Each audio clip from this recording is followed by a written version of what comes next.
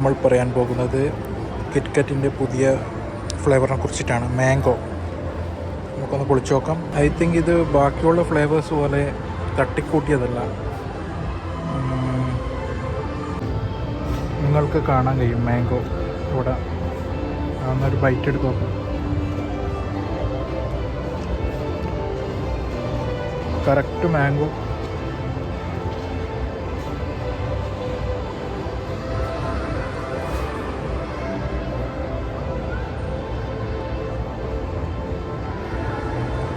ഓരോ ബൈറ്റിലും ആ മാംഗോ കിട്ടും. ബിസ്കോഫ് ആയിക്കോട്ടെ, വനില ആയിക്കോട്ടെ, സെയിം റേറ്റാണ് എല്ലാത്തിനും. പക്ഷേ ഈ മാംഗോ എനിക്ക് കുറച്ചും കൂടി വർത്തിയായിട്ട് തോന്നി. കാരണം മാംഗോൻ്റെ എസൻസ് കുറേ കൂടുതലുണ്ട്.